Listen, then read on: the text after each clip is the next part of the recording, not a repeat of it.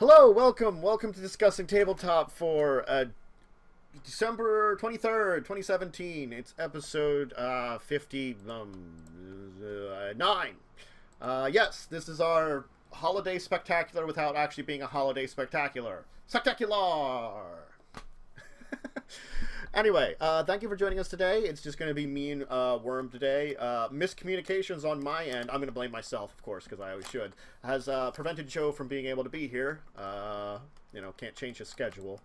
But today we are going to talk about an interesting amount of topics. We're going to have the M20 Mage cookbook, a sort of clevery joke book, yet interesting for some settings, 100 oddities from a stocking, the Gaia Project board game, Android the Netrunner, the re-release of the core set, Loka the card game, and then Tales from the Loop, our friend of machines, followed up by our normal segments, Our Week in Gaming, Kickstarter Korner, and of course Ask the Tabletop to finish up the day.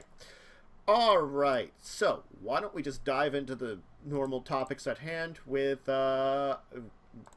M20, the Mage Cookbook. So, this is something apparently that when they were doing the Kickstarter for the 20th anniversary of Mage, this was made possible by backers. It's a non-canon culinary perspective of Mage the Ascension. So, I mean, it's a weird book. That's the easiest way to say it, you know? Does it have... it feels like it has, like, actual recipes, but also, like, not actual recipes. It's like... and... again, it's all about the world of Mage the Ascension, but food. It's an interesting-looking book just from the fact of that, I'd have to say. And if you like the Mage the Ascension world, maybe it's for you to check out. What do you think about this one, Wyrm? Okay, I just like how it's like, oh, in this book you'll find culinary concoctions such as, and it's like, oh, so, like lobster bisque, like a lobster biscuit or something like that, like blah blah blah. It's like some normal sounding things, and then cannibal stew. Yeah, it's like thrown in there. Is it you being a cannibal or are you eating cannibals? I don't think that matters. Because either way, it's cannibalism?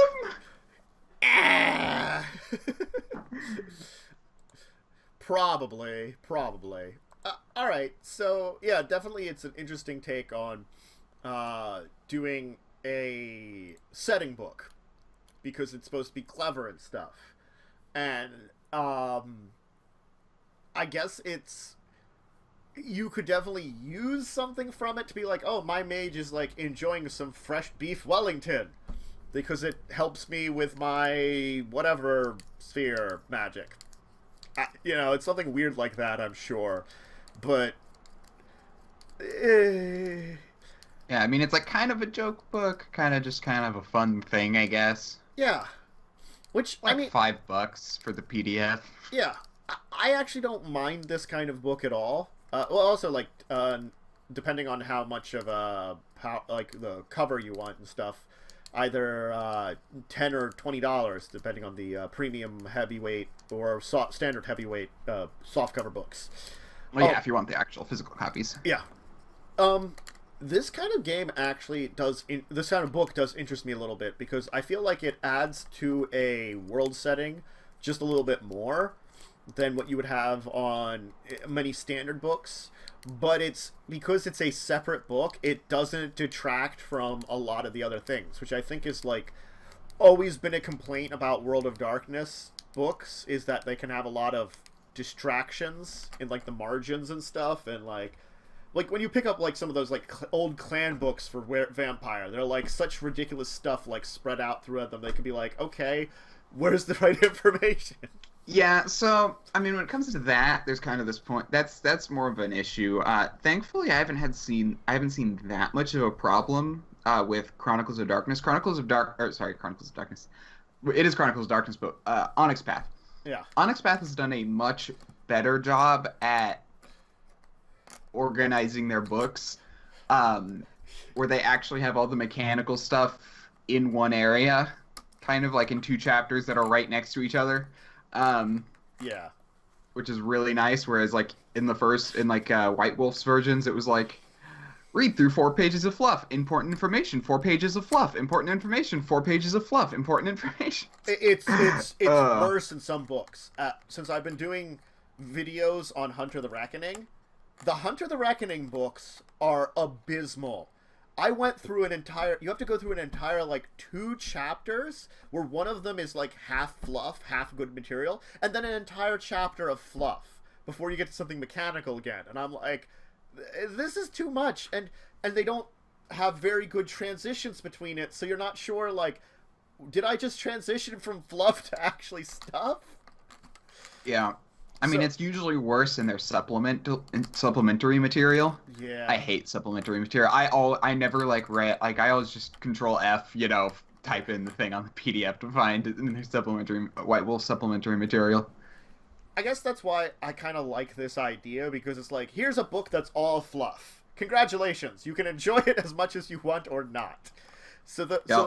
So it makes it that I'm interested in it more than if it's like sort of shoved in the margins somewhere to confuse me or to just be distraction.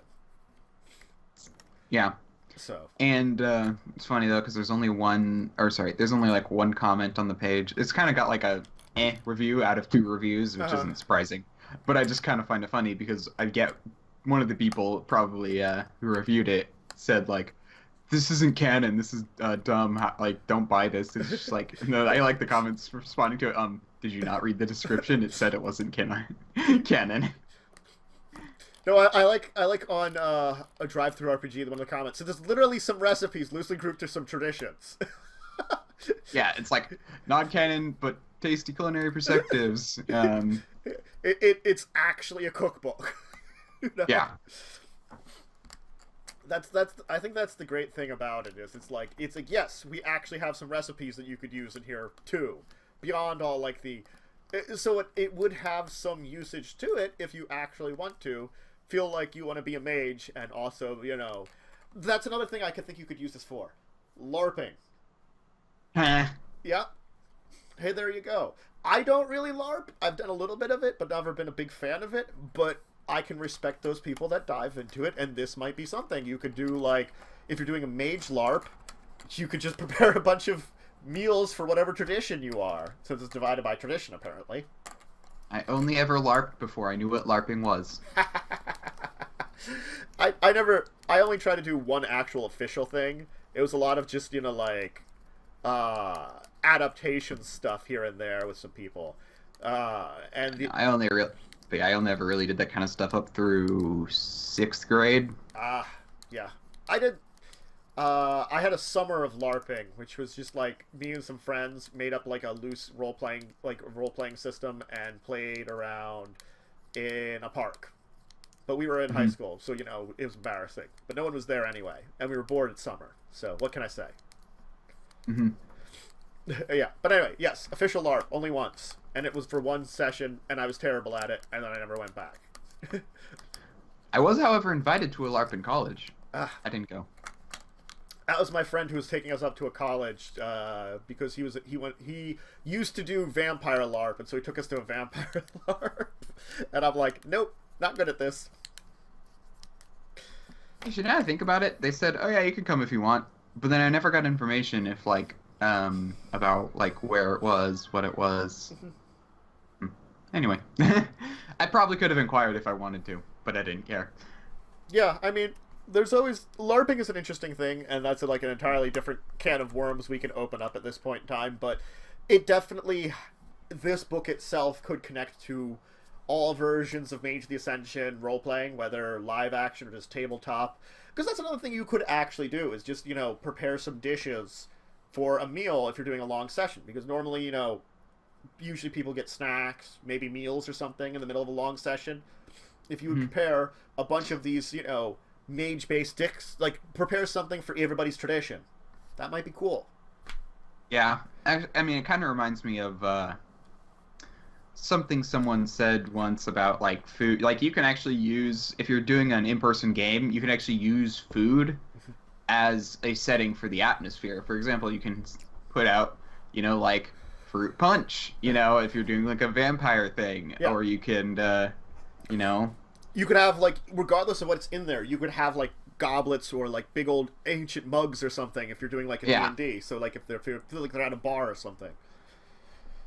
No. Yeah. Yeah, I mean, I can understand that. And this helps to add that to your Mage. Granted, because Mage is a modern-day game, traditionally. And Yeah. so coming up with something that kind of tapers down what you're going to have, I mean, it's like having just pizza anywhere. It's like, oh, it technically counts as modern. Our characters could totally be eating pizza. Oh boy.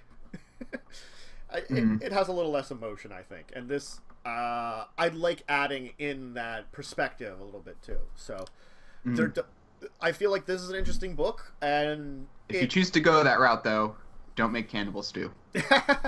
Unless cannibal stew is not actually made with people. It might just be called that. True. I'm tempted to figure out if it was, because there's a lot of corn fufu. I mean, they've got some interest. These sound like actual dishes, but I'm not sure what they are. But anyway, so yeah, the 20th anniversary Mage cookbook is available now, $5 PDF, depending on what you want if you want a hard copy, depending on the cover you want, $10 or $20. Relatively affordable and relatively nice that you can check out, of course, now. Available from Onyx Path. All right. Why don't we move on, though, as I do have some more topics we want to cover. Let's talk about 100 Oddities for a Hung Stocking. Now, the other week we talked about 100 Oddities, which are effectively small mini sports books that are supposed to give you inspiration for various types of adventures. And they came out with a holiday one almost right after it. And the thing is, from what I've read up on this one, it's not just for, what you can find in a stocking hung over a fireplace. It could be a goodie bag at a birthday party, bucket of Halloween candy, or some other kind of gifts that's being offered. It's basically giving you some weird inspiration for role-playing related gifts. Now, granted, this is probably not going to be for your D&D games. Like with the sewer, you could probably come up with some suggestions that work very well in D&D. And granted, Dungeons & Dragons, there might be some kind of holiday that involves gift giving, I'm sure. There's always fantasy-based things like that. It's not quite the same, but there's plenty of modern games this is probably would be very interesting to. It brings me into playing holiday role-playing games. That's, again, a reason why I wanted to talk about this one a little bit. Because, you hear about them, but you don't, I don't do a lot of holiday-based role-playing games. I have to admit to that. I've, done one before. It's interesting to try them out. Certain ones are probably easier to do. If you're doing Halloween, just do something horror-related. Thanksgiving... Well, technically you did do that. I did do that. Yeah, that was easy. It wasn't, directly Halloween-related, but it was in the spirit of the season. This one, what is it, gift-giving or a holiday or, something steals Christmas kind of thing where you have to defeat it. I was originally thinking, if I was going to do a holiday role-playing game session, I was going to do, the holidays versus each other kind of thing, a D&D version of, Hanukkah versus a D&D version of Christmas and, some kind of weird battle it out. I feel like you could do a World of Darkness version of this very easily. Whether you go Nightmare Before Christmas or style of just horror Christmas, or if you just kind of go something like, oh, you're mages and you're trying to find Santa Claus or something, or the actual literal spirit of Christmas and your werewolves going into the Umbra for a journey for it, going through some kind of Christmas realm. Yeah, so World of Darkness could definitely pull this off because it's tied to the real world. Oh, no, yeah, I could see, especially, in some other holidays you could probably do games for. Adapting a holiday isn't a difficulty overall. It's just one of those things that I feel like when you're doing it, it doesn't pertain itself to being, in most of the time, a long-scale campaign unless you're specifically putting a holiday or something like that into your campaign and making it work with that. And I guess if you're playing playing a Star Wars role-playing game, you could have a Life Day. Yeah. Game. Yes. Or Was that the holiday they were celebrating on the Star Wars Christmas special? Yes. I thought what I thought, but I was like, I want to make sure before I was like, I couldn't remember myself. I'm like, I think that's what it is. Yeah. God. That's why it's more. I'm more making a joke. I know it's that was the infamous one. Anyway. The infamous one. I still I feel like I still need to see it. I've only seen like some clips of it. Yeah, so have I. I've never actually seen it, but it's apparently really boring and 2 hours long. So. Boring in 2 hours. No, I think trying for like some holiday themed ones would be interesting if you could integrate them properly into your game. Like a World of Darkness game, I feel like you could come up with a holiday story that would fit in a campaign setting. Like you could do a story like, because you have to consider like some Christmas movies, which are Christmas movies you don't think about being Christmas movies. Like Die Hard, it's a Christmas movie, or Lethal Weapon is a Christmas movie. They both technically take place over Christmas, and that's the backdrop of it. But there's other like action and stuff going on. So, and that's also a difference between different types of holiday things, is using it as a backdrop or using it as the forefront. But yeah, and there's kind of this thing where it's like, in my world setting that I've made for Bastion Frontier and stuff, the like I don't want to necessarily just have a Christmas analog or a Halloween analog or whatever, because I think that's dumb. But it doesn't mean I can't have some sort of like gift style holiday. It's like, it's not uncommon. I mean, heck, there are a couple of them. They just all happen to be around the same time. And you could like even like switch it up. You could be like, oh, it's a summer based thing instead of like winter based thing. There are little ways you can change up holidays in your more fantasy settings or even some sci-fi settings, because when you're going to space they probably have holidays too.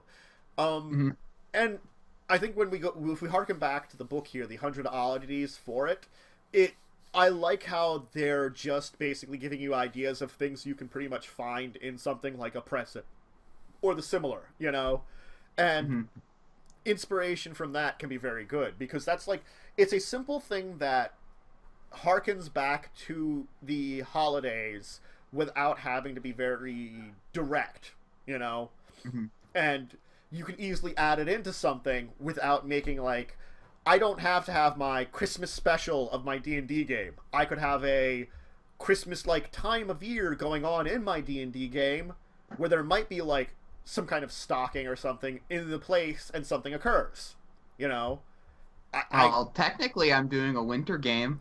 You are doing a winter game. So we could have like a winter gift-giving holiday celebration, and then there's something odd in one of the boxes. And then we could... I guess it's more of a snow game, not winter game, because technically it's spring.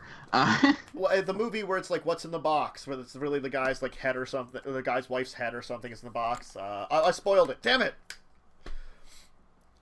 I both suggested a movie and spoiled the movie in 3 seconds. Congratulations. And I didn't even know the name of the movie. So if you find that movie, I've spoiled it for you. Congratulations. Spoiler warning, post-spoiler. No, I always kind of feel like I do want to do more holiday themes things, but I just never have an idea of what to do for a holiday themed thing, which is one of those, I guess, problems about it.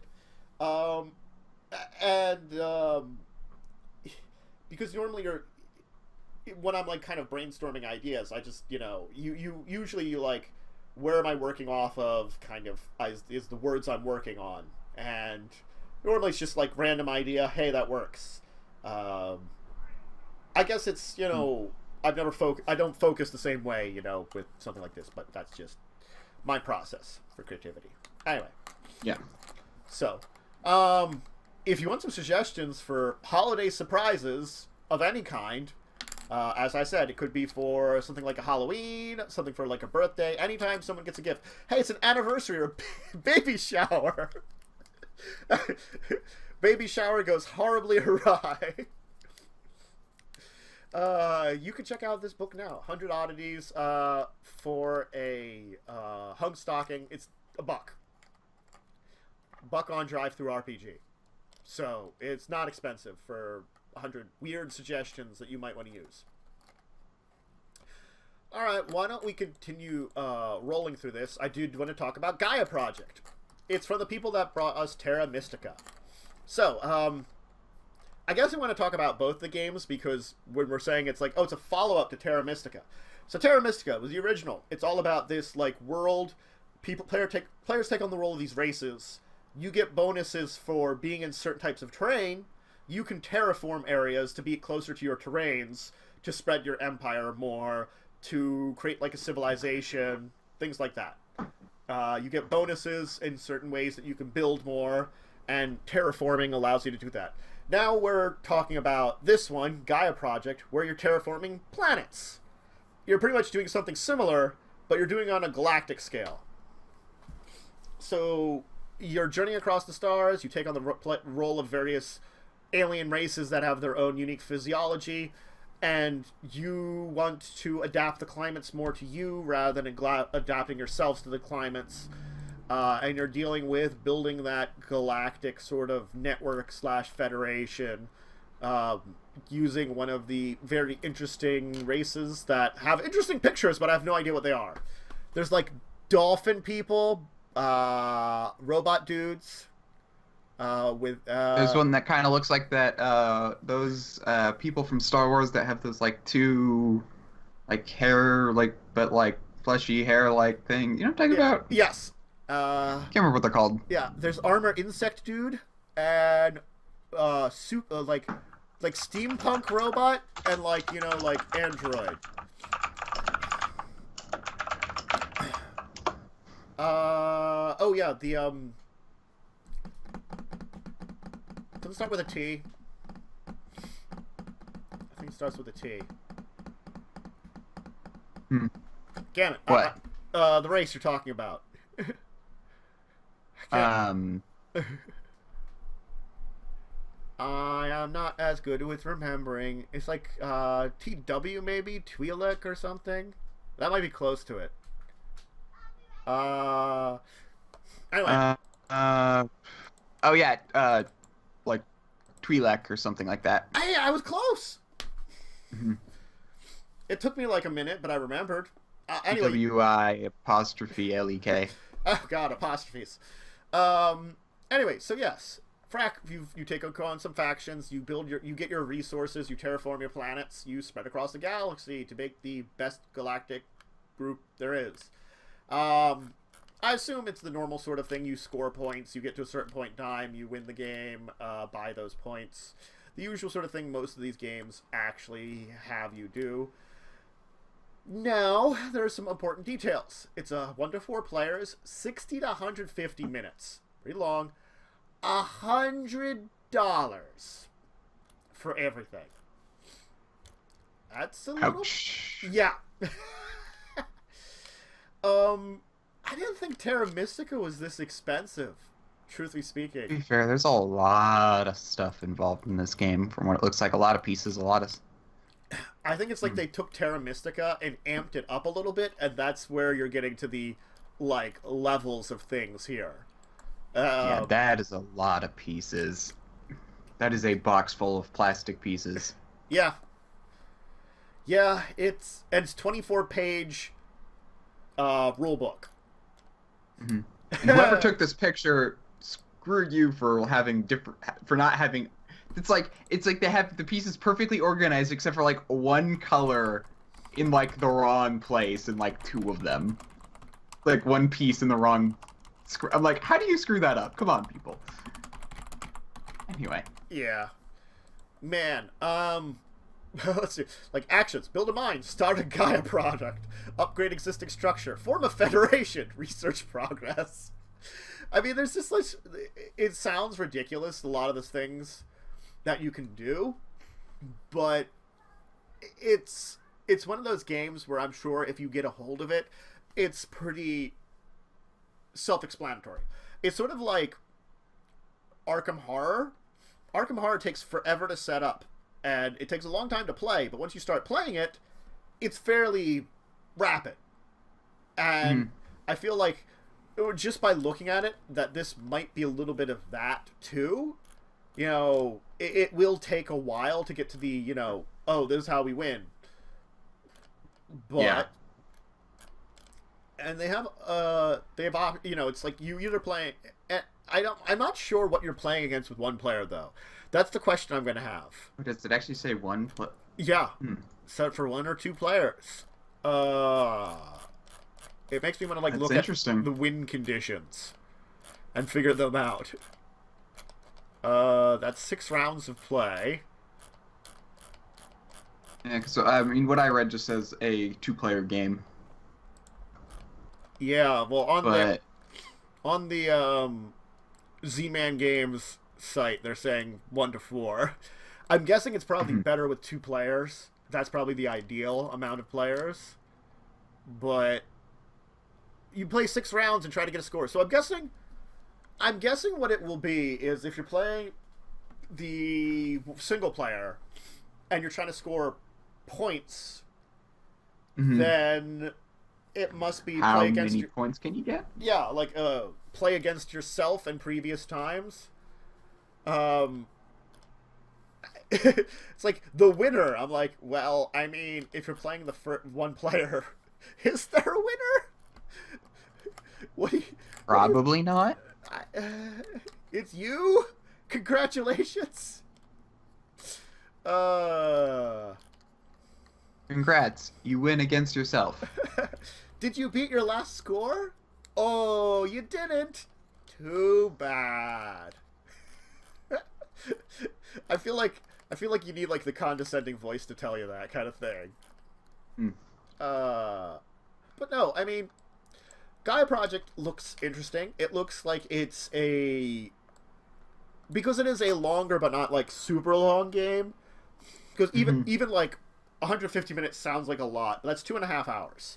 And usually like 2/2.5 hours is the amount of time I could carve out for like a board game with some friends. That's not too bad. Like that's not like a Risk or a what is it? Twilight Imperium, which will take like years to play, or possibly, or Axis and Allies. Those are the 3 abominable. Oh gosh, Axis and Allies. Because it goes Risk, Axis and Allies, and then Twilight Imperium, which is Risk and Axis and Allies, and Space Commerce combined together. Yeah. So, if those are long games. Yeah, Axis and Allies is a game. My friend has the Axis and Allies and like the like sequel to it or whatever.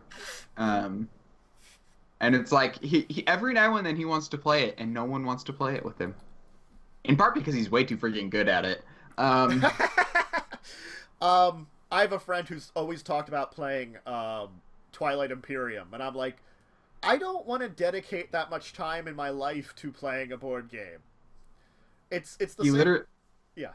Yeah, I mean, he literally managed to as Germany, he managed to storm me as Russia. Wow. It's like, you know that thing that like everyone fails at? You figured out how to do it. Congratulations! World War II Germany could have learned a thing or two from you. Yeah. But Gaia Project, I mean, I think it's in a sweet spot of a long, involved game. The level of it. And granted, yes, you could play it one player, but if you and a friend, or maybe even a couple of friends, would want to check out a terraforming / empire building game, this might be for you. I'm gonna say maybe it's like with removing the couple of interesting mechanics, maybe it's like your Twilight Imperium / Axis and Allies light, because you're building an empire. But you're not dealing with a lot of the insanity of the empire building you can get in some of these empire building games. Yeah. Gosh, what's that game? Trying to think of a game that would be a good comparison here. I unfortunately would not think of it. Man, you really do get like a billion piles of like tiles and plastic pieces and all this stuff. It looks like you really do get your $100 worth, at least in like stuff. And the little plastic pieces look interesting for a lot of them, for like the little buildings and stuff. So I can give you that, that they've got little interesting plastic figures here for their pile of $100. Cosmic Encounters. Cosmic Encounters. I'm not familiar with that one. It's a game where it's basically like you basically are just trying to get control of planets.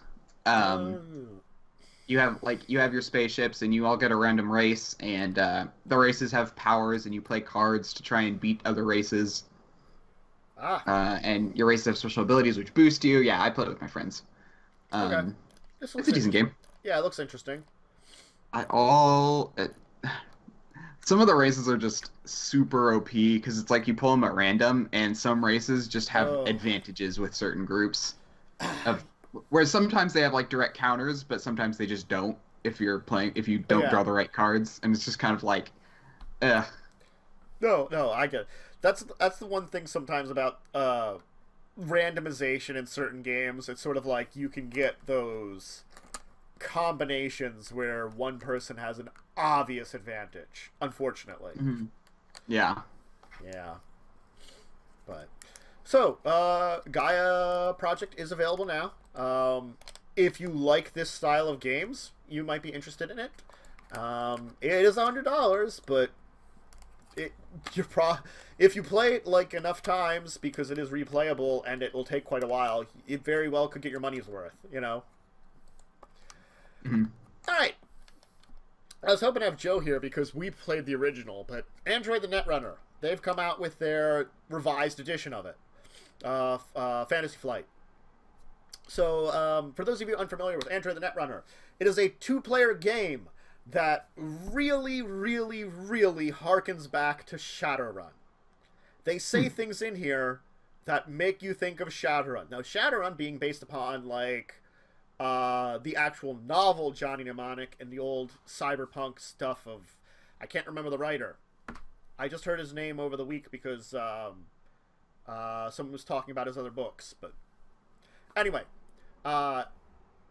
2 sides. Yeah. One side takes the role of mega corporation, where you choose between a number of mega corporations, and the other side takes the role of a netrunner, who's breaking into their computer system. You use programs on the netrunner side, and on the corporation side, you use intrusion countermeasures, or ICE, which is the exact same term they use for Shadowrun. But I think it's like more of an actual like computer term kind of thing, so it's not like really probably. You know, the IC, the intrusion countermeasures, yeah. So they basically use it's very much so without being actual Shadowrun. Shadowrun, the Matrix break-in, and Shadowrun is great. And if you can find people to run it with, great. I should run Shadowrun. I love Shadowrun. I should run some pre-made, slightly adapted adventures of Shadowrun because I hate writing Shadowrun, most of it. Yeah, I mean, like, the problem I have with Shadowrun is I only have the core book, which is, like, for Shadowrun, not enough. It can be, like, but it's hard. But it's all about, like, but the supplements add so much to it. Because, like, World of Darkness, they put enough into the book to where you can, like, run it, and supplements help.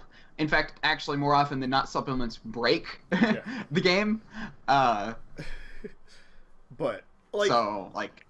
kind of annoys me when my friend says, "Oh, but in this supplement you get this thing which does this," and it's just like, yeah. I mean, like a lot of the books like add new levels of actual useful magic and matrix stuff and equipment and this, and I think one of the ones from 4th edition added like a whole bunch of racial options which are really interesting. I thought like because I think they added things like playing a actual AI, which was really cool. Granted, it's like nearly impossible to play as a decent character, but you can. And if I'm not mistaken, there was a book. I think it was supposed to be a joke book, but it actually gave rules on playing a dragon. I think they did for one of the earlier editions. Yes. I think it was for like 3 or 4. They're on 5 now. Yeah.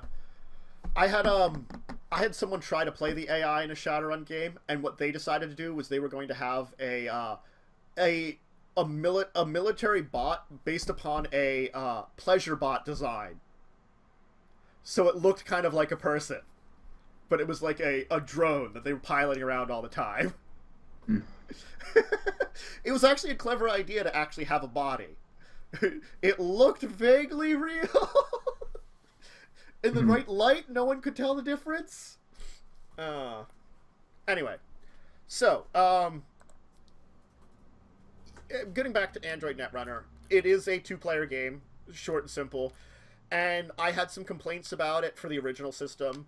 Certain corporations and certain runners just didn't gel well. Like, one side would have a distinct advantage over the other, and you never quite knew how they were going to compare up until you played with them.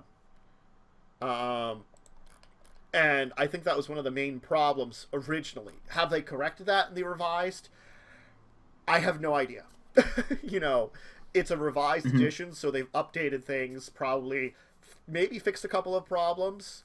They've had a lot of expansions of a lot of, like, extra cards you can get, extra runners and corporations I think you can add in, cards you can add to existing corporations, a lot of stuff like that I've seen. So, fixing the problem, I have no idea. I know, like, when I was playing with Joe, we each then made our own custom decks.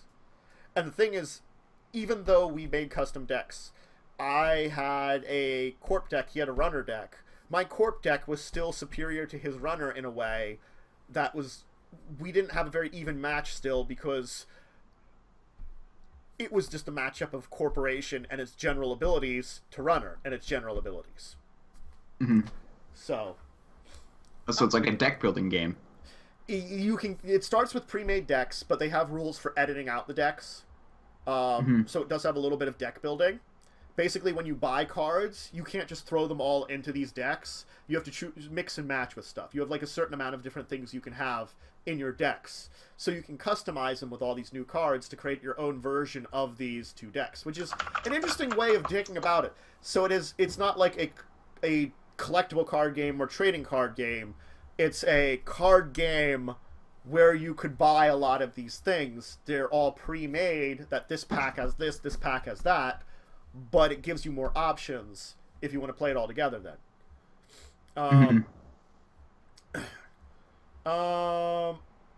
And apparently Netrunner is licensed by Wizards.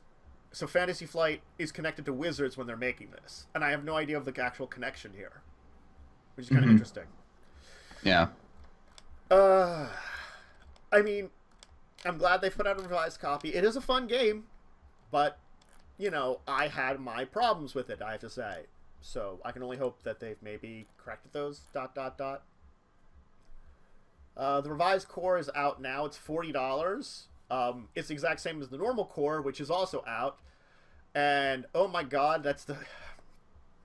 I can tell by their product number that the revised core is the 49th product in the Android series they put out. From deluxe expansions to a lot of data packs and stuff. Whew. So, anyway, if you like simple card games, well, I won't call it simple. You like card games, you like 2-player games, and you like a little bit of... If you like Shadowrun and you like the Matrix side of Shadowrun, which there are people that do, you'll love this one, because it's Matrix hacking in card game form from Shadowrun. I think I joked about playing a game of Android Netrunner in place of hacking in Shadowrun, because it might be easier one time. Don't think it actually will be, but it's a funny joke. Yeah. Have you had a chance to play Netrunner at all? Nope. Yeah. I've been kind of silent because I just don't. Yeah, this one...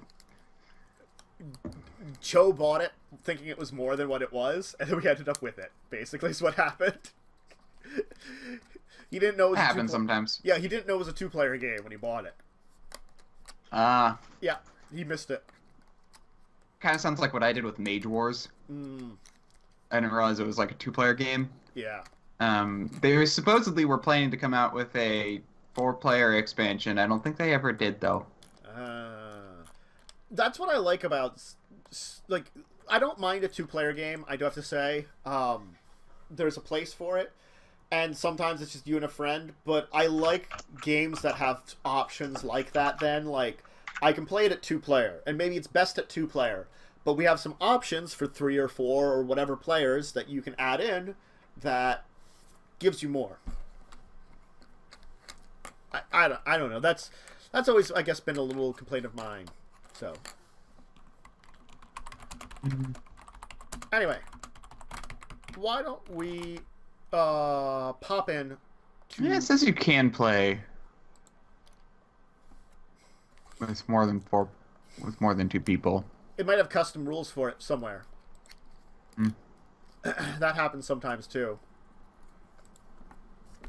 Certain games just are not difficult to adapt to it, but it's a question of... Yeah, they say you want to have like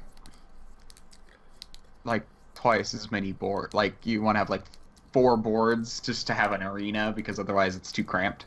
Yeah. But otherwise you can do it. Anyway. Yep. Sorry, that's off topic. It's fine. I was just curious, so I did a quick look. Oh no, it's fine. That's something that can happen. That relates to it a little bit too. It's like, I would love to play Android Netrunner with more than 2 players, but I have no idea how you do that. There's probably some way you could adapt it that's custom to multiplayer, but not the base rules. Alright, though, but we want to continue our talk, though, because we have a couple more topics. I have Loka, the card game. Now, I just wanted to briefly talk about this one, because this isn't, like... The game itself, not a major part of this. You know, it's a simple card game for the family, 2 to 6 players, 12 euros, I think. It's the funny E, is that euros? Or is that pounds?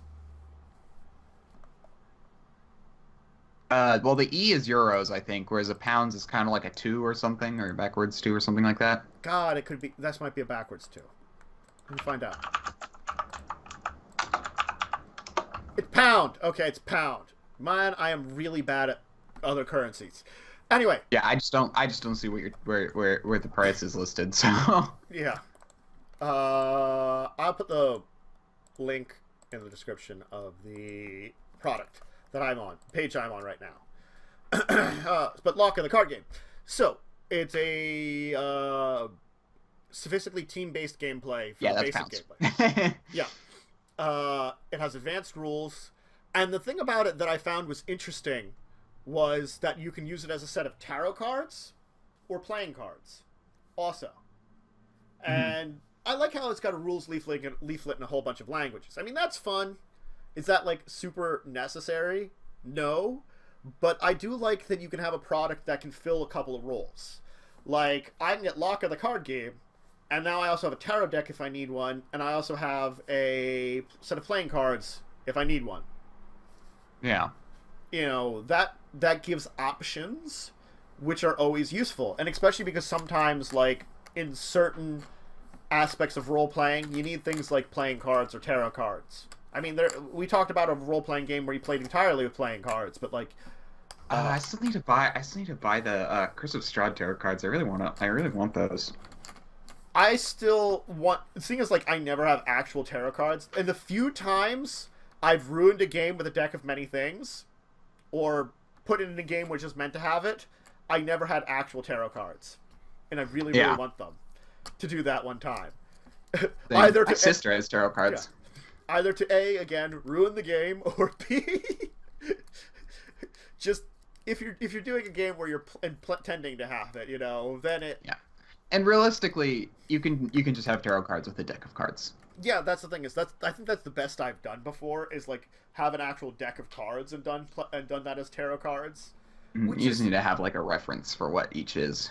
And having a good reference for what they are in a card game like this is very good too, because granted, I have a reference because I have the Curse of Strahd book, which is in itself a reference.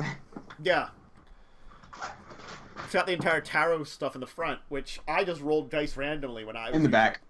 Oh, it's got the back. I forgot about those in the back. They got all the tarot card pictures. Yeah. I just remember rolling random dice for the stuff in the front, where you're supposed to be drawing cards for various, like, predictions. I actually did draw cards. Well, I just went on Roll20 and got their random card generator and drew there. But anyway. Roll20. I didn't know they had that. Yeah, they have a card thing. That's cool. Or no, wait. Or did I just go? I think I just went to a website. I don't think I even went to Roll20. I know they have it on Roll20, but I didn't use it. Yeah. So, I mean, truth be told, Loka, not a lot of information about the actual game. It's a trick-taking game with a twist is all I've heard describe about it, and it has sophisticated team-based play. I'm like, I have no idea how to actually play this game. I mean, they say, like, it's fast core rules on 4 cards with optional advanced rules. I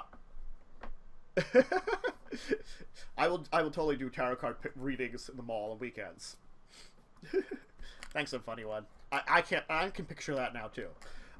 But the game is like second fiddle to the fact that I could also have this as playing cards and tarot cards. It's like, so I get 3 things here in one? Cool. You know, I think that's the only reason that attracts me, with such little information about the actual game. It's I really wanted more information about it. Loka, the card game. Maybe Board Game Geek. Thank you. God. Yeah. Can you give me some other information about it?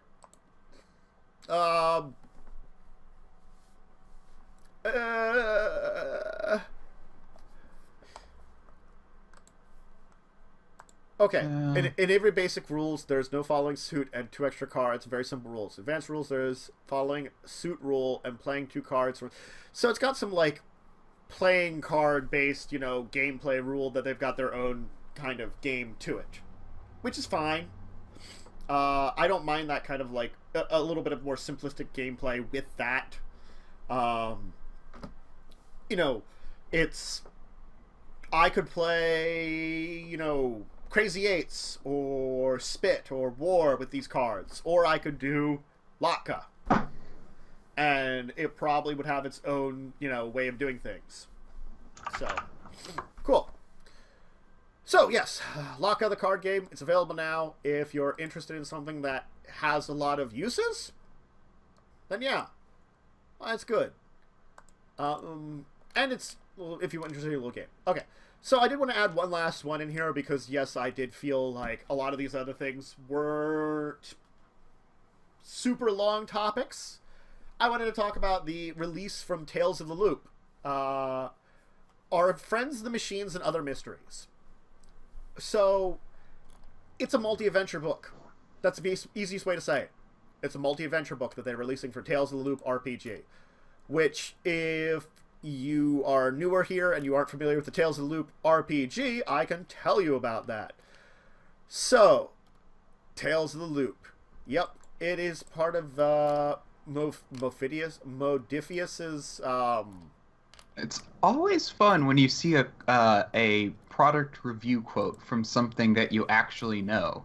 For example, it says Geek and Sundry actually said, like someone from Geek and Sundry, I guess, who reviewed it, Tales from the Loop could very well be the RPG phenomenon of 2017.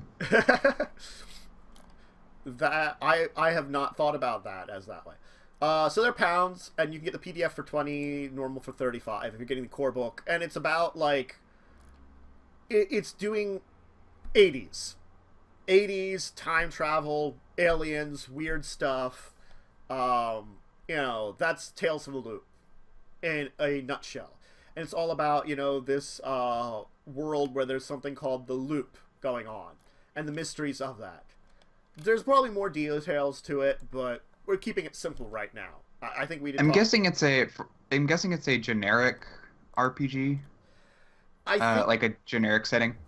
I think they have a little bit of their own setting because they have like this mechanic of the loop, but it's supposed to be like our world 80s.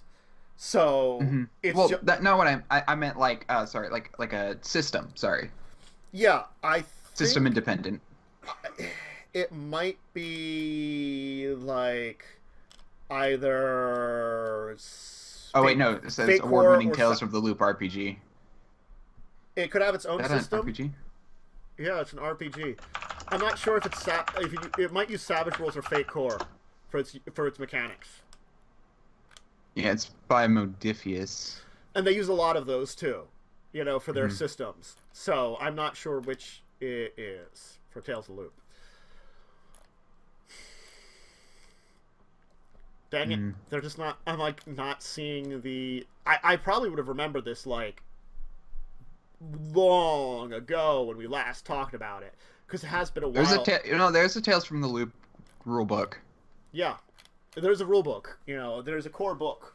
But I'm not sure if they're using the system of... If they're using more of a basic system like Savage Worlds or Fate Core. Because I know, like, a lot of books do that. They might have their own system, too. I'm not sure. If they do, cool. So, like, it's a world of very 80s and weird sci-fi and things like that. So, they have a bunch of, like, adventures in this book. Like Our Friend the Machines, where a new product of toy lines is turning weird and, like, coming alive. Or Horror Movie Mayhem, where, like, stuff's going on around a local video store. Mummy in the Mist. There's a mummy wandering on a beach. They also have like 8 short mysteries based on classic pop songs. What is it? The mixtape full of mysteries.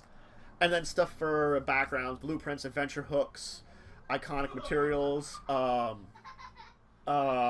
Using complete with Norfolk Broads, a UK-based loop. Oh, so they give you, like, I think, like, the loop area that they have for weird stuff is, like, in California or like, San Francisco or something. Or maybe LA. I can't remember.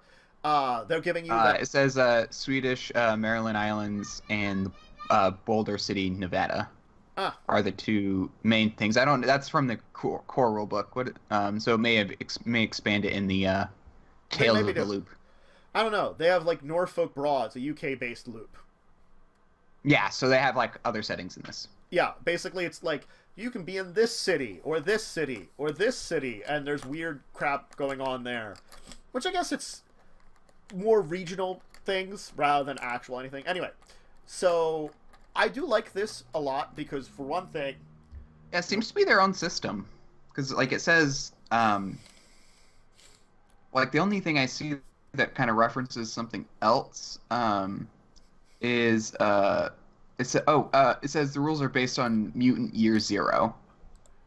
Okay, Mutant Year Zero, going to that one, is...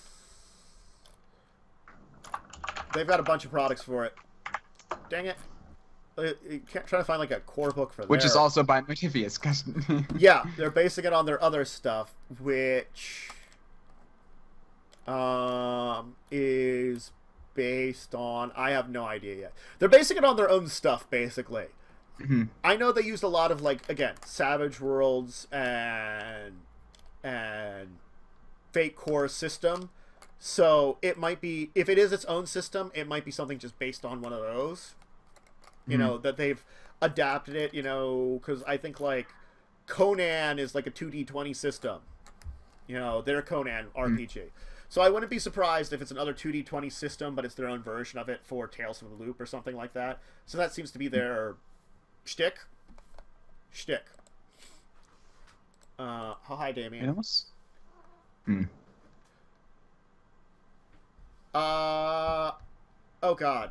Yes, thank you for the weird science reference on Funny One in chat. I'm on stream right now. Joe's not here right now. He might show up later and talk, okay? So why don't you head off now? Stream Niece, say everybody hi to Stream Niece. Hi, Stream Niece.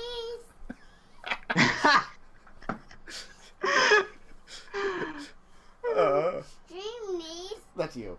Go on. Why don't you go see what your daddy's up to? And don't cry. Stream Niece. You go see what your daddy's up to. You're a good Stream Niece. Alright, anyway, so... Yep, there it goes. I like these books that are multiple adventures in a book, you know. That was too cute.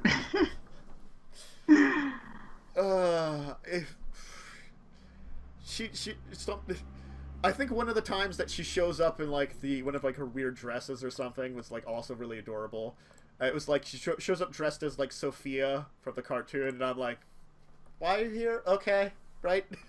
Anyway, multiple adventures. So this has, like, 3 really good adventures in it. or adventure hooks that you can use, and some ways to develop them. And then, like, I like the entire, like, idea of, like, oh, here's 8 short mysteries based on classic pop songs. Do with them what you will. You know, a little bit of that, too.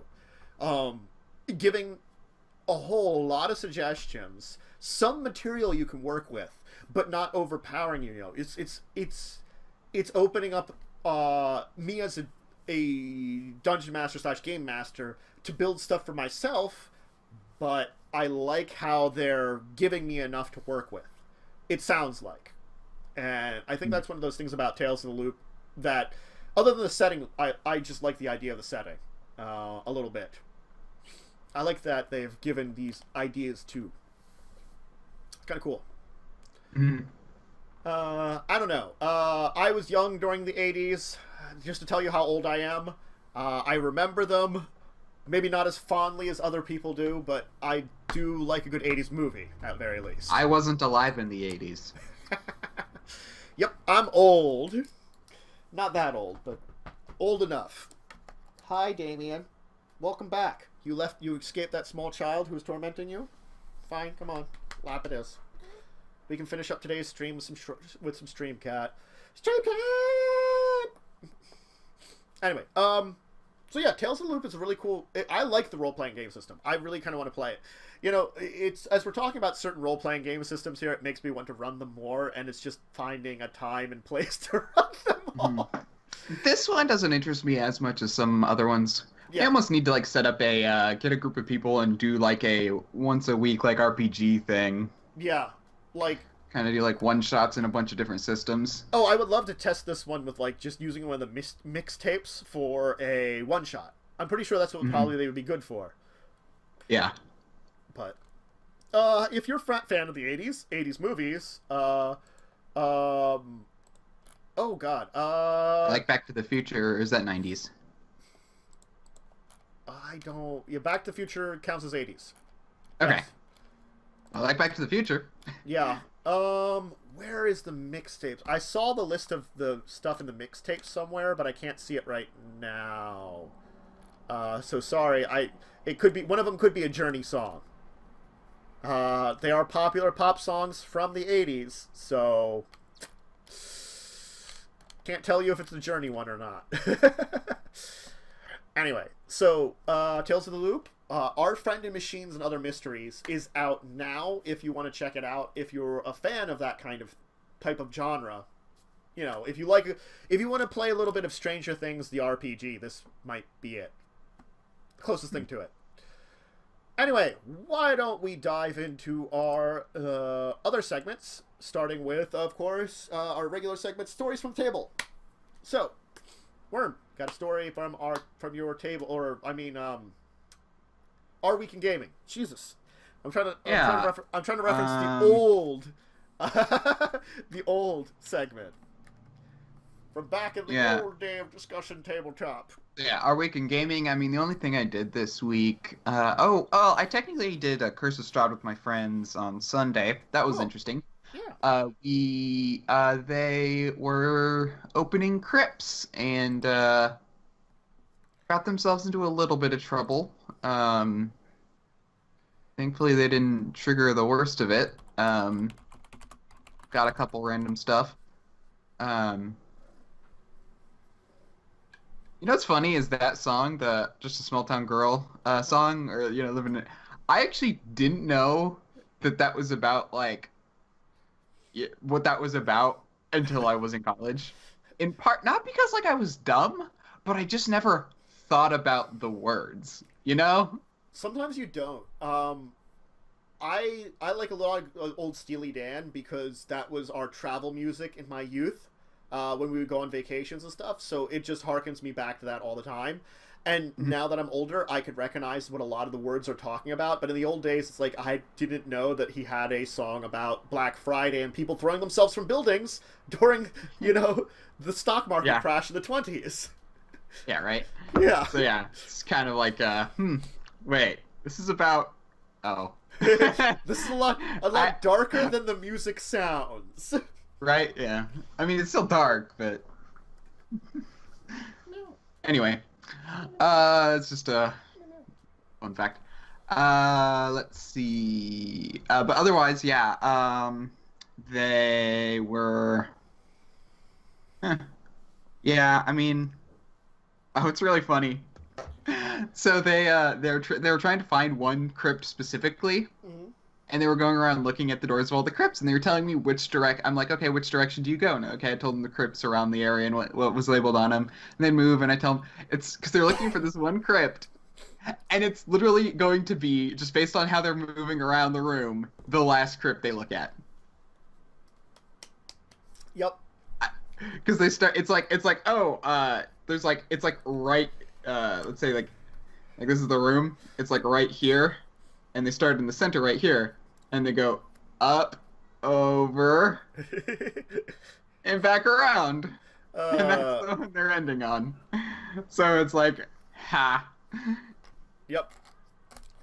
Man, I love it when people do stuff like that. It's like, well, you're going through everything.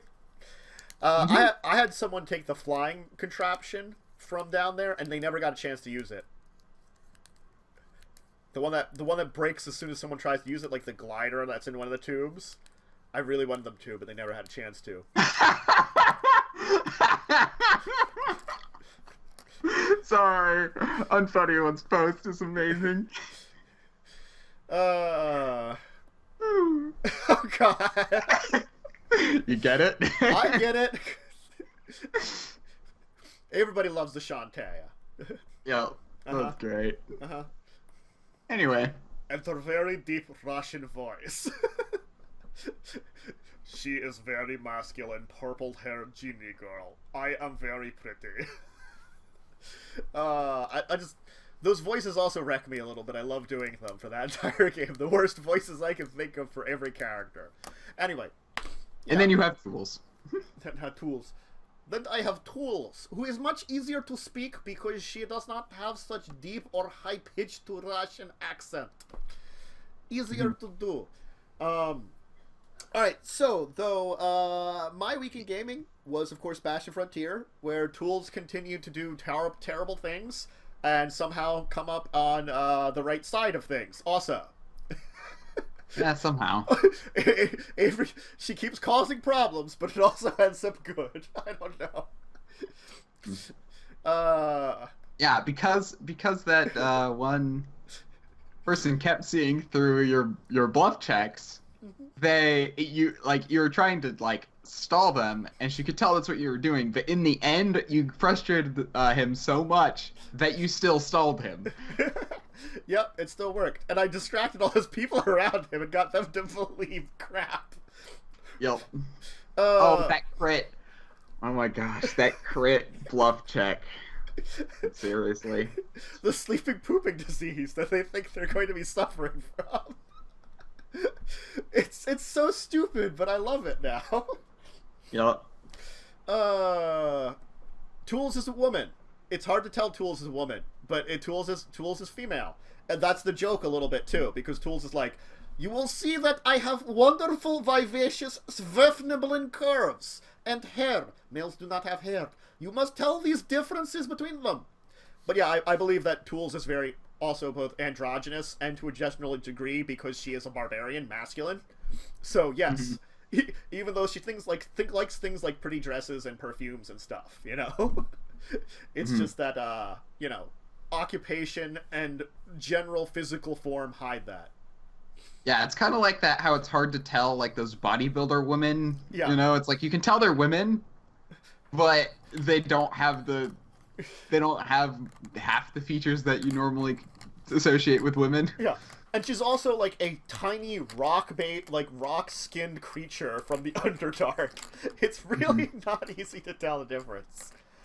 But anyway, so yeah, we had that fun where we managed to not get a town destroyed, and also managed to save a lady, which I'm glad about that without knowing that, well, with only one of us actually doing it and the rest of us being completely unaware of it.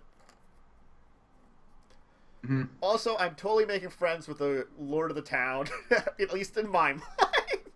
We're best friends. Yeah, I mean, like, I mean, because of the fact, like, he actually does not mind you nearly as much as, like, a lot of other people do. Because you give suggestions, And he kind of appreciates that. Granted, Even they're not always the best suggestions. They're like well, straight. no, but like he almost has because he has that mentality that even bad suggestions can have good ideas in them taken from them. Yeah. And so he doesn't mind. I'm totally gonna still set up his son and that or half orc lady. Oh, I'm curious how that's gonna go. Honestly, it really depends on how you work it out because it's entirely possible. I have to have them meet first. It's been impossible to get the two of them to meet. I almost had them together for dinner, but no, orcs have to go and attack. I mean, like, this is kind of like culturally, it's not unheard of for there to be arranged marriages in this world. Yeah. Well, so again, Tools had one, and then husband died under mysterious circumstances that she doesn't talk about. Eaten? Probably not, but I just like leaving it in like this vague kind of area for now. Yeah. But what else did I do? I did do some role-playing on Tuesday. Continued my apocalyptic adventures, where we, for a little backstory for that side, we were playing a Pathfinder game. We were normal Pathfinder characters sent deep into the future into basically Fallout, in the same world setting, on Galarian. Turns out the nuclear war was to destroy the Trask. It failed, made a horrible giant mutant.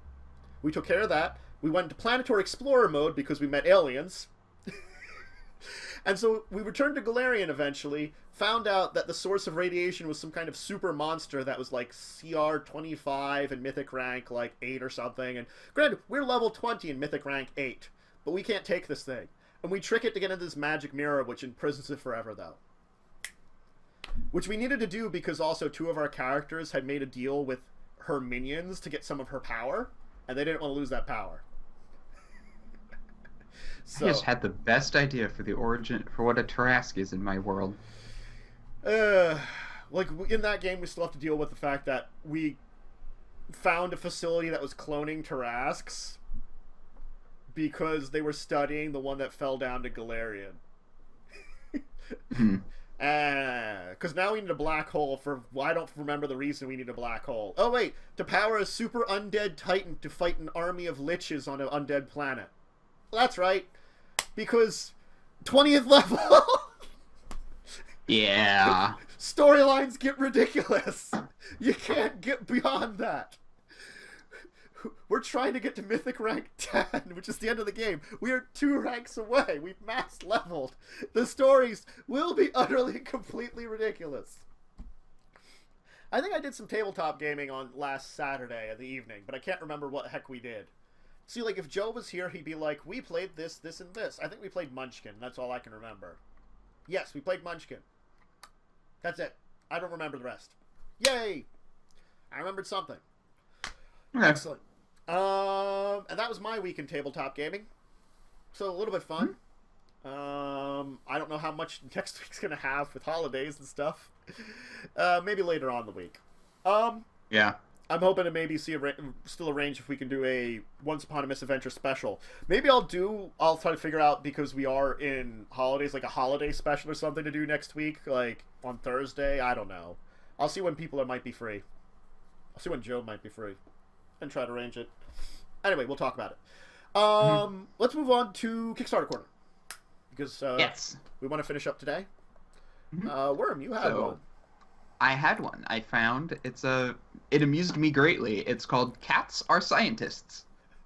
It's a card game, and the way you play is very amusing. You literally take the cards, throw them onto the table, and then basically you try to knock a card off the table, and that's the card you draw. Basically, that's how you draw cards. Wow. But then it gets even better because you get points on the cards, but the card also tells you so you get a number of points based on what's on the card. It up in the top corner it says 2 points, and you're trying to get to a certain number of points. But the card also tells you to do something, or everyone to do something, etc. For example, where is the examples? Uh, each player must hold another player's hand of cards. At all times. Let's see. Alright, it goes by really fast. I know. Take 2 extra turns with catnip. Mm-hmm. Oh yeah, I'll link it so people can. I got the link. I found it. Oh, you got the link already? Yep. Yeah. Oh yeah, do not move unless it is your turn or another card tells you to. Wow. Do not say the word. You are not allowed to say the word card. And yeah, so it's kind of a fun, silly game. Kind of like Twister meets like, I don't know. Oh my god, the character names are so great. Dr. Frankenstein, Isaac Newton, Persephone, Cleopatra, yeah. Neil Paulstrom. God. Thomas Edison. Yeah, Thomas Anderson. Man. Edison. Yeah. These are great. They're durable. It does have adorable little art too, so I have to give it that much. It's an adorable looking game. No. So it's funded. Yep. Yeah, it's funded, just barely, but it has still a lot of time left. 13 days. They don't have stretch goals, but I wouldn't be surprised if they add some. Yeah, they might. It sounds like they are, with their funding, they might not have been expecting to get funded this quickly, kind of thing. Yeah. They were hoping, there are some Kickstarters that you start it and you're like, okay, I should theoretically hopefully get funded, but, I'm not holding my breath on this one. And I guess people like some cat-based scientists. Mm-hmm. What is it? $12 you get for 25 Canadian, which is about $20, you get a copy of the game and a PDF. Mm-hmm. So, cool. Excellent. Cats are scientists. That's a cool one. I like that little game. I'm going to do one that's RPG based because I'm going to give another shout out to, because I think I gave a shout out to it before. Museum Rush. Cool looking little game. It has still not beaten anything as to, being better than the other Kickstarters I want to talk about, but they are in extended. The Kickstarter is already finished, but they have that you can get into orders and stuff and get some of the Kickstarter background now. So it's about being thieves and stealing from a museum. So it's like until like January you can get stuff for it. So I'm gonna talk about Dragon Scales because it is a set of adventures. 100 pages of 5th edition D&D from levels 2 to 6. They were not looking for a lot of money. £500, they've gotten it. 8 days to go. It's a 110-page booklet that they're putting out with information for a number of adventures. It's got its own wilderness area.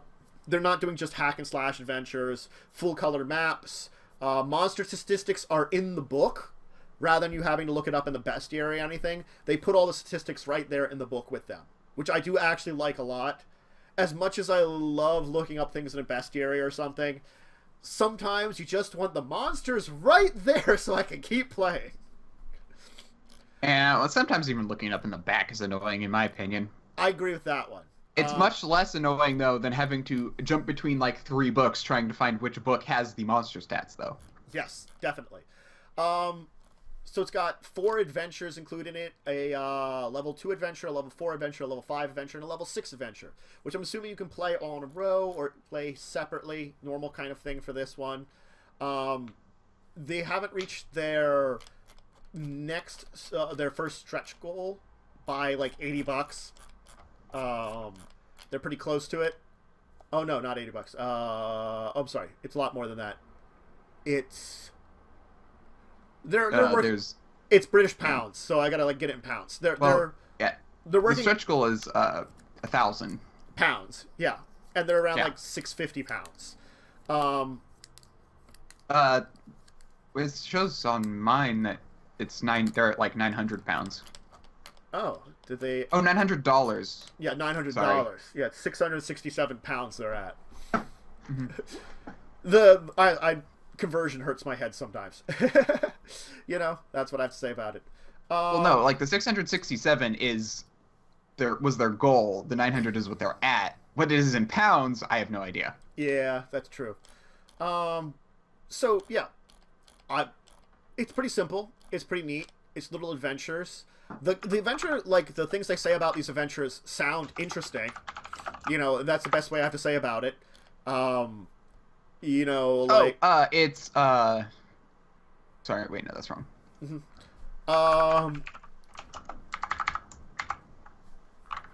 Like this one, the Base Baron Blackfire. It's all about this legendary baron known for his greed and malice that has enslaved his own people in a local mine. And you're trying to end his various deeds and bring him to justice. I mean, that's a cool little adventure story. It's very simplistic. It's something that feels like a classic D&D adventure, but, you know, their own take on it is very cool. And you don't see a lot of stuff like this in, like, small adventures like this in 5th edition. You know, a 25-page adventure, I'm up for it. You know, something like that. Definitely this is interesting me. Yeah. So, little D&D adventures that seem fun for 5th edition. Got some good artwork and stuff. Yeah, and I think that also helps too. The artwork's pretty nice, and the maps look really nice too. Simple but to the point, and that's what counts a lot of times. Mm-hmm. So, Dragon Scales. Still on for Kickstarter right now. Alright, why don't we go to our last segment, of course, which is Ask the Table. If you want to ask us any questions right now, or if you will have questions in the future, you can tweet it out to either Wyrm, Joe, or me. Send it to me in the Discord. Email us at discussingtabletop@yahoo.com. Put it in the description in the or in the comments of this when I put it up on YouTube. Any of these, you can ask us a question about anything related to any kind of tabletop game. If you have a question about an RPG that you want us to just talk about, a CCG, a board game, a card game, whatever, and you didn't ask it during this show now or anything like that, or it's not something we can quickly answer, then we'll talk about it. You know, quick answers I'm always glad to give out. So, I'm just going to check our Yahoo. No, nothing new there, so we're good to go. So, yep. If you have any questions for us today, thank you. Otherwise, we're going to move on and finish up the show for today. One of these days, well, I think we've sort of gotten some questions before, but not a lot of them. We've got a couple questions. Yeah. We'll start one day. We'll be inundated with questions and have to choose from them. I know, right? Yeah. Anyway, so thank you everyone for joining us for today. I hope you had a great day. We will be back next week. That'll be the 30th. 30th should be okay to come back. Yeah. So we should be back next week on the 30th for more news of the week. I will be back. I might stream tomorrow. Maybe, if I feel like doing some kind of Christmas Eve stream and schedule allows me. Otherwise, I'll be back on Tuesday for streaming for my normal schedule. Why don't we have... I'll be back on Saturday for streaming on my normal schedule. Yeah, but why don't we have the two of us kind of give off our information. Wyrm, we'll start with you. I am Diamond Wyrm, twitch.tv/DiamondWyrm, @DiamondWyrm on Twitter. If you want, I also have a Discord, which there is a link for it on my Twitch channel. I also have a Patreon and a couple goals and stuff set up. If you want to check that out, like when I reach like $100 a month, I'll set up a server for like Minecraft and Ark, and then people who have pledged what I put like 5 or 10 or something like that. Get to join it. So yeah. Cool. For myself, I'm going to be here. My normal schedule is my normal schedule. You can find me over at my YouTube channel, the Dracovin Empire. Expect some stuff for today and tomorrow at least. You can also check out my Discord, link to the below, along with my Twitch. I have my Patreon. I have all the normal stuff for support. Thank you all for joining, though. I hope you have a great rest of the day, great rest of a holiday. If you've already been celebrating, great. If you're going to be doing some more celebration, also great. Regardless, have a great winter holiday, winter break. Enjoy yourselves. Try not to go too crazy, though. And we'll see you here next week, and hopefully Joe will be with us then, and we'll be back to a triad of characters, of people. All right, everyone. Bye. Bye.